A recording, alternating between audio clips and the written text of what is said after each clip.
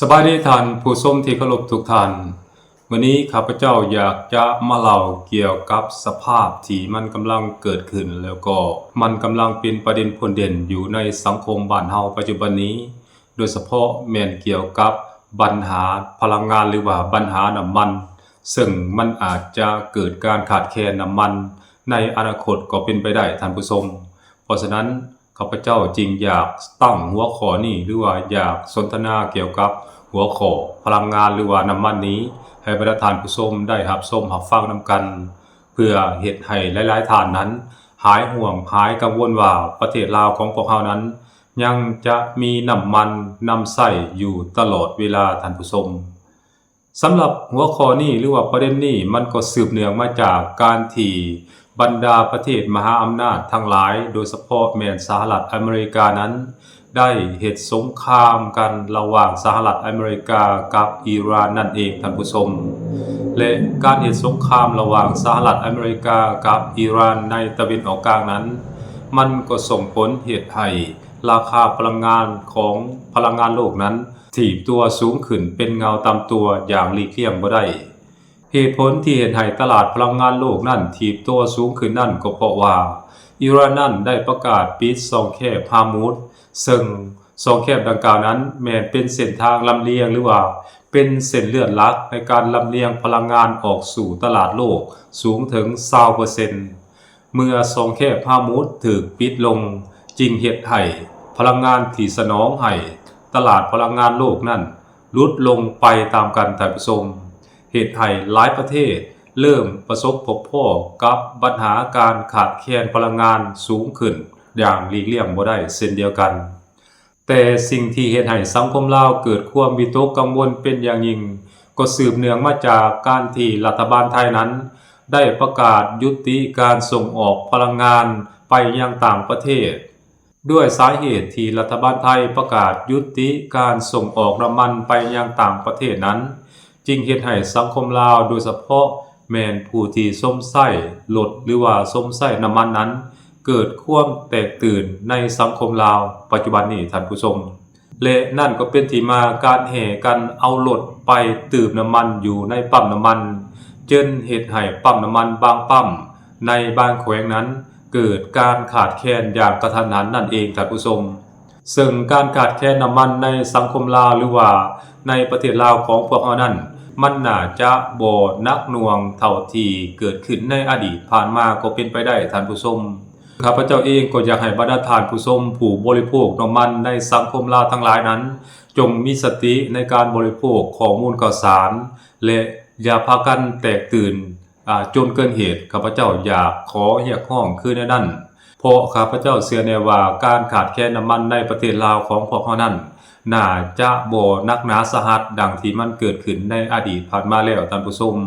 ถ้าว่าพวกเราแตกตื่นหลายเกินไปแล้วเกิดมีการเอารถแห่ไปใส่น้ำมันหรือว่าไปกักตุนน้ำมันไว้ในครอบครัวเฮือนซ่านของตนเองหลายเกินไปมันก็จะเฮ็ดให้ปั๊มหรือว่า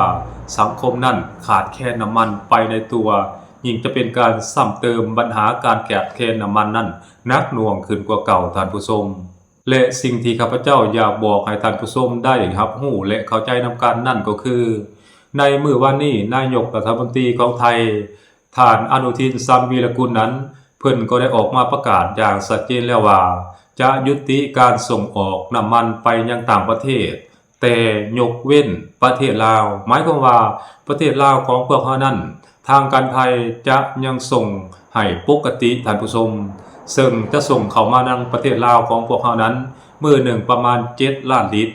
นั่นก็หมายความว่าประเทศลาวของพวกเราจะมีพลังงานนำใช้อย่างเพียงพอ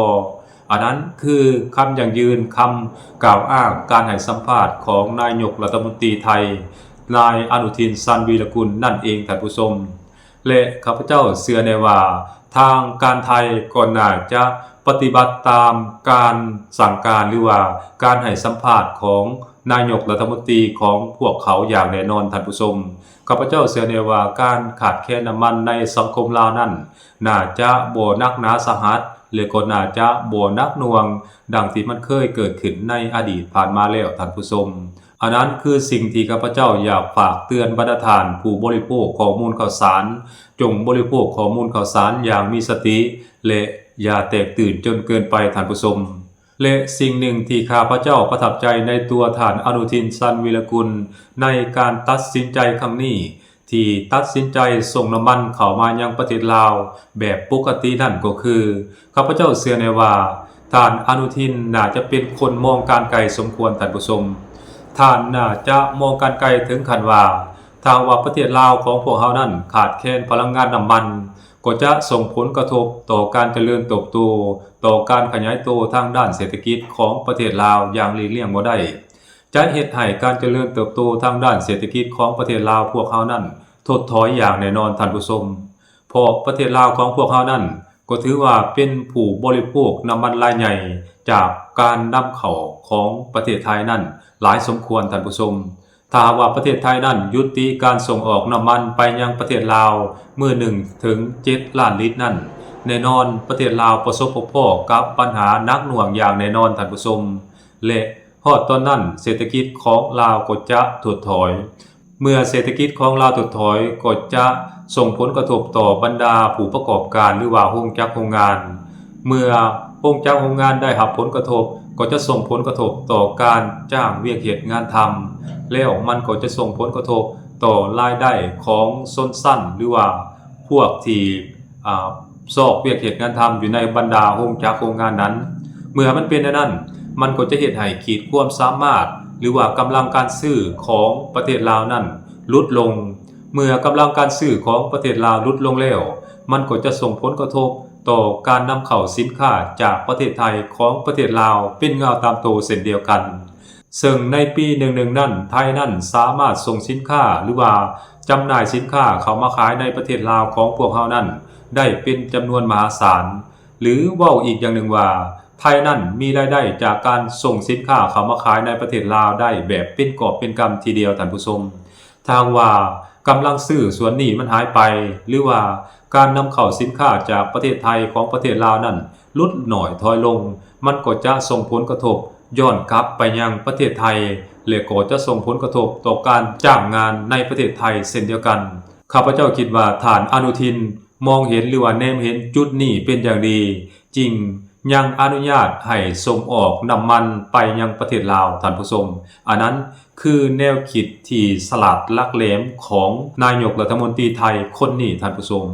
ซึ่งข้าพเจ้าเองก็เชื่อมั่นว่าทางการไทยนั้นก็คงจะปฏิบัติตามคำมั่นสัญญาที่ทางรัฐบาลไทยก็คือนายกรัฐมนตรีไทยคนนี้นั้นได้ให้สัมภาษณ์และก็ได้ให้คำมั่นสัญญากับประเทศลาวไปแล้วท่านผู้ชมอันนั้นข้าพเจ้าหวังว่ามันจะเป็นจังซั่นเพราะฉะนั้นเวลามันจะเป็นเครื่องพิสูจน์ว่าไทยนั่นจะให้ความช่วยเหลือและก็จะมีความจริงใจให้กับประเทศลาวหลายหน่อยเพียงใดในกรณีที่ประเทศลาวของพวกเขาเองกำลังประสบพบกับการขาดแคลนพลังงานและบ่เฉพาะแต่ประเทศลาวของพวกเขานั้นประเทศอื่นๆก็ขาดแคลนพลังงานเช่นเดียวกันโดยเฉพาะแม้นอยู่ประเทศอินเดียอยู่ประเทศพม่าและก็ประเทศอื่นๆท่านผู้ชม